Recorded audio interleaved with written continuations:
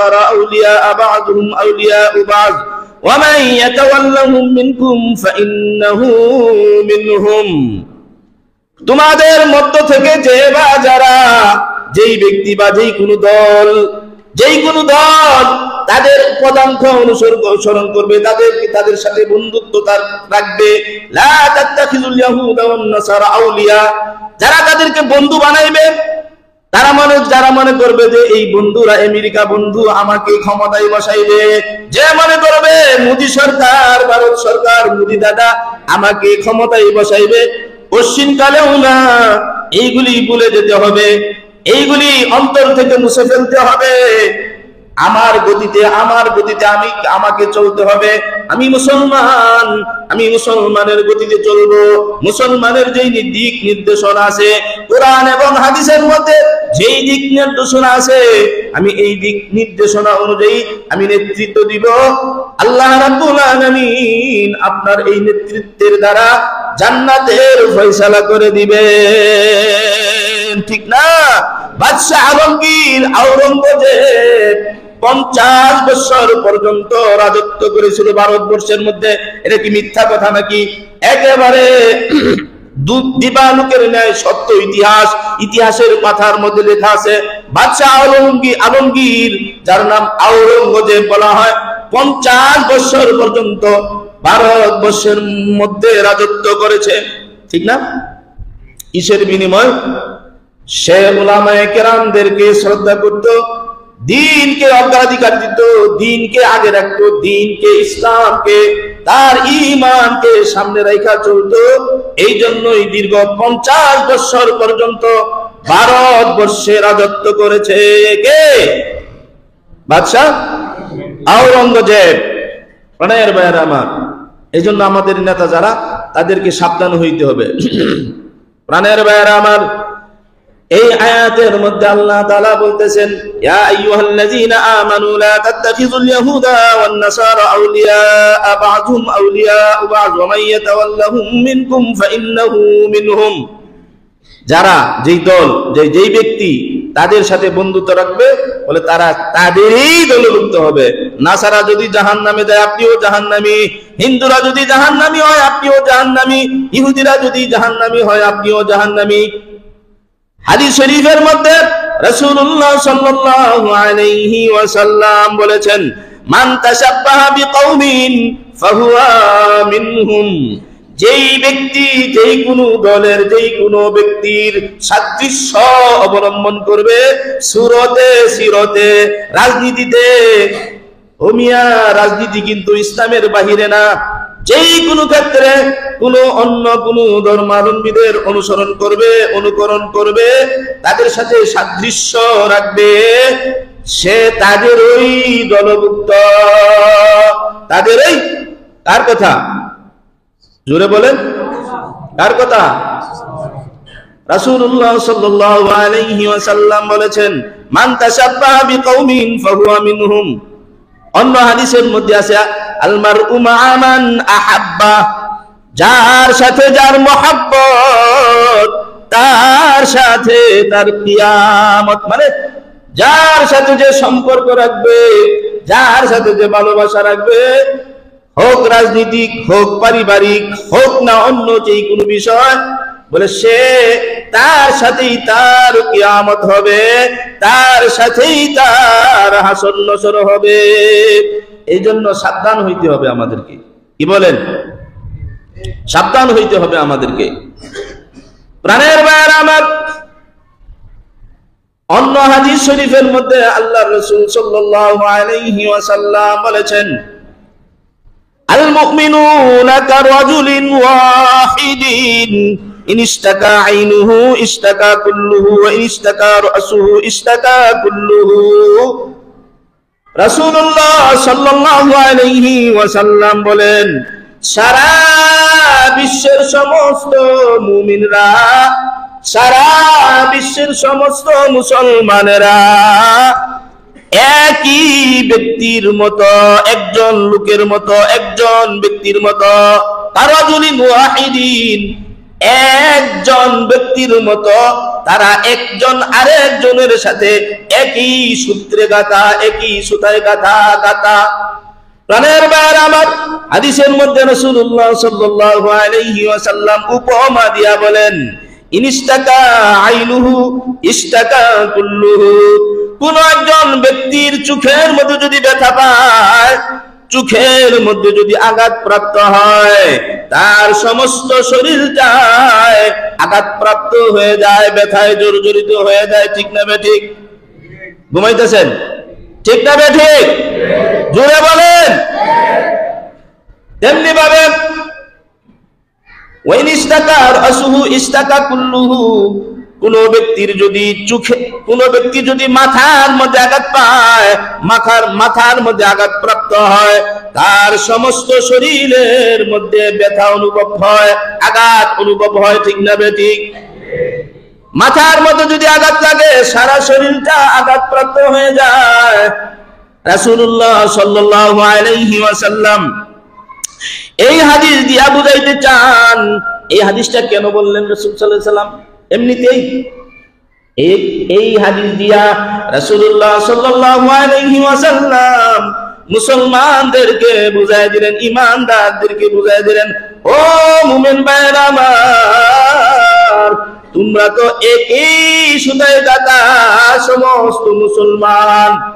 এক ব্যক্তির মতো সারা বিশ্বের মধ্যে কোথাও যদি কোনো মুসলমান আঘাতপ্রাপ্ত হয়, এদিকে তাকান, সারা বিশ্বের মধ্যে কোথাও যদি কোনো মুসলমান আঘাতপ্রাপ্ত হয়, তাহলে আমি এই বাংলাদেশের কোনাবাড়ির, দেওয়ালিয়া বাড়ির আমার এই মুসলমানদের অন্তরের মধ্যেও আঘাত লাগতে হবে।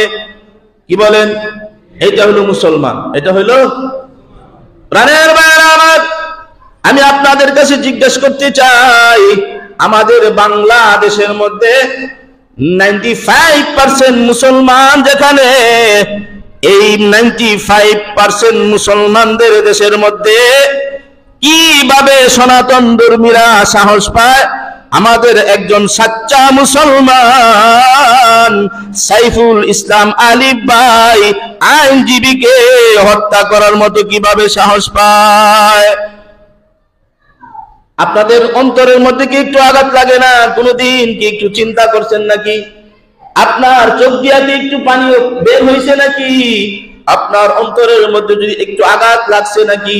যদি আপনার অন্তরে আঘাত না লেগে থাকে, তাহলে রাসূলুল্লাহ সাল্লাল্লাহু আলাইহি ওয়াসাল্লামের হাদিসের ভাষায় আপনি মুসলমানদের কাতার থেকে বাহিরে, আপনি মুমিনদের কাতার থেকে বাহিরে, আপনি ঈমানদারদের কাতার থেকে বাহিরে।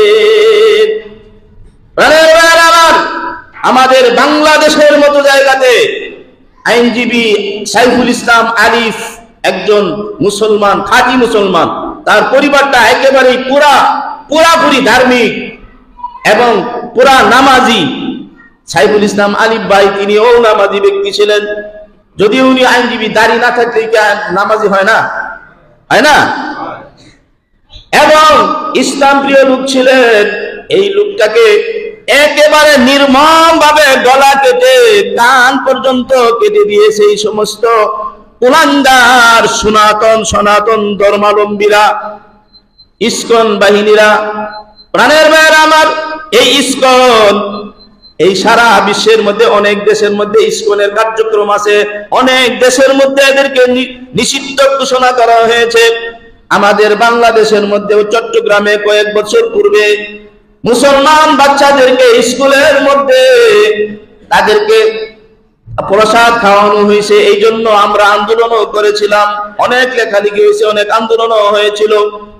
প্রসাদ খাওয়াইছে আমাদের মুসলমানদের বাচ্চাদেরকে, এবং মুসলমানদের বাচ্চাদেরকে নারায়ণের নাম শিক্ষা দেওয়া হয়েছে, হরে কৃষ্ণের নাম শিক্ষা দেওয়া হয়েছে, তাদের হিন্দুত্ববাদীদের নাম।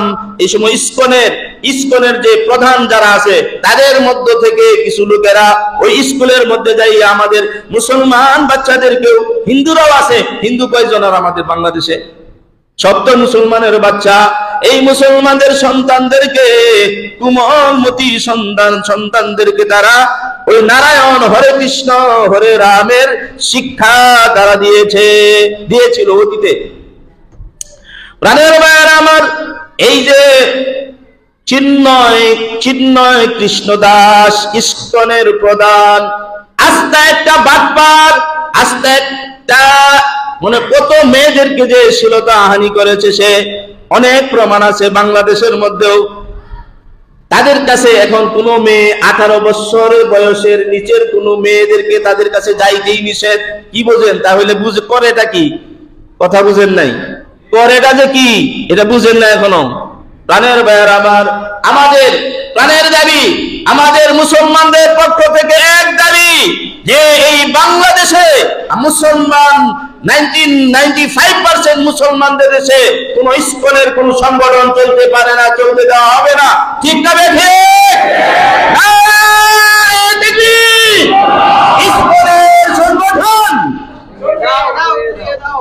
ইস্কনের সংগঠন নিষিদ্ধ করতে হবে।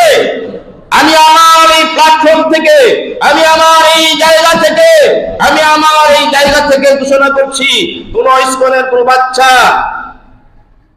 1948 সনে না 47 সনে যেরকম রায়ত হয়েছিল হিন্দু মুসলিম, এক শেরে বাংলা যাকে বাংলার ভাগ বলা হয়, শেরে বাংলায় ফজলুল হকের নেতৃত্বে যেমনি ভাবে বাংলাদেশ থেকে হিন্দুরা পালিয়ে ভারত পালিয়েছিল, এই দেশ ছেড়ে চলে গিয়েছিল, সেই সময় আর বেশি দেরি নাই। কোন হিন্দুর, কোন ভারতের, কোন মোদির চুল ক্রান্তানিতে আমরা বই পাই না, কোন মুসলমান বই পাইতে পারে না। আমরা মোদিরটা খাই না, ভারতেরটা খাই না, আমাদের বাংলাদেশ, আমরা মুসলমান, আমাদের স্বাধীন দেশ, আমরা এই দেশে বাস করি, এই দেশের সম্পদ ভোগ করি। আমাদের কামাইয়ে, আমাদের রক্তকে পানি করে কামাই করে তারপরে আমরা চলি। কোন ভারতের কোন সাহায্য নিয়ে আমাদের চলতে হবে না, ভারতের সব বয়কট করতে হবে। ঠিক না বেঠিক? প্রাণের ভাইয়েরা আমার, কলিজার রক্ত খনন হয় এরকম একটা ভালো ছেলেকে, এই লোকটা সাইফুল ইসলাম আলিফ ভাইয়ের মাত্র বিয়ে করছে, 3 বছর বয়সের একটা একেবারে টকটকে এত সুন্দর চেহারা, আপনার চোখ থেকে পানি না এসে পারে না। এই বাচ্চাটা 3 বছর মাত্র বয়স। এই বাচ্চাটা তার মাকে বলে, মা আপু কোথায়? আপুর সাথে ফোন দাও, আপুর সাথে কথা বলবো। কিন্তু তার মা, তার দাদা দাদু যারা আছে, ফুফা ফুফু, তারা কি করবে? অন্যান্য তাদেরকে অভয় দিয়ে, কিন্তু তার বাবাকে তো তার এই বাচ্চার কাছে তো আর ফিরিয়ে দিতে পারবে না। এই আইনজীবীর কি দোষ ছিল? তারপরে হত্যা করছে তো করছে, গলা কেটে কান নাক কেটে ফেলেছে। কি হিন্দুরা এই সনাতন নাম হইল সনাতন। যদি সমস্ত সনাতন ধর্মীরা যদি ইস্কন হয়, সমস্ত সনাতন ধর্মীরা যদি ইস্কন হয়, তাহলে আমরা সমস্ত মুসলমান মিলে তালেবান, কে বলেন, তালেবানের ভূমিকা পালন করব। আফগানিস্তানের মতো তালেবানদের ভূমিকা পালন করে এই দেশ থেকে ইস্কনকে একেবারে সাগরের মধ্যে বাসাইতে হবে। ভারতেও যাইতে দেওয়া যাবে না, ভারতেও যাইতে দেওয়া যাবে না। এদেরকে বঙ্গোপসাগরে বাসাইতে হবে। পারবে তো ইনশাআল্লাহ? ও যুবক ভাইয়েরা আমার, আমাদের বয়স হয়ে গেছে, হয়তো আমরা পারবো না। তোমরা শপথ নাও আল্লাহ তাআলার কাছে যে দিনকে বিজয়ী করার জন্য, দিনকে বাংলার জমিনে কায়েম করার জন্য প্রয়োজনে আমরা নিজের বুকের তাজা রক্তগুলি ঢেলে দিতে প্রস্তুত আছি। ঠিক না বেঠিক? একটু হাত উঠায় দেখান যে প্রয়োজন যদি হয় দিনকে টিকায় রাখার জন্য, আল্লাহর জমিনে আল্লাহর দিনকে কায়েম রাখার জন্য প্রয়োজনে নিজের বুকের তাজা রক্তগুলি ঢেলে দিতে রাজি আছি ইনশাআল্লাহ। তাকবীর, নারে তাকবীর, নারে তাকবীর। বিশ্ব মুসলিম এক হও, বিশ্ব মুসলিম এক হও, এক হও জিহাদ করো, এক হও জিহাদ করো। ইস্কনের আস্তানা, ইস্কনের আস্তানা ভেঙে দাও, পুড়িয়ে দাও। ইস্কনের আস্তানা ভাইয়েরা আমার, এইভাবে হাত উঠাইলে চলবে না, এখানেই চলবে না, কিছু শ্রম দিতে হবে, আল্লাহ রাব্বুল আলামিনকে দেখায় দিতে হবে। যদি জিহাদের প্রেক্ষাপট আসে, সশস্ত্র জিহাদের প্রয়োজন হয়, আমরা জিহাদ করতে প্রস্তুত আছি, কি বলেন? কিন্তু এখন আমাদেরকে দেখায় দিতে হবে যে কোন মুসলমান যদি কোন অন্য কোন ধর্মের কোন লোকেরা যদি কোন মুসলমানের উপর আঘাত করে, আর সামনে ভারত কত নবীকে নিয়ে কত ব্যঙ্গচিত্র করেছে, কিন্তু আর সামনে যদি কোনো বিধর্মী, অন্য কোন ধর্মাবলম্বী, কোন নাস্তিক, কোন মুরতাদ যদি মুসলমানদের উপর কোনো আঘাত করে, আমরা সম্মিলিতভাবে তাকে প্রতিরোধ করব ইনশাআল্লাহ।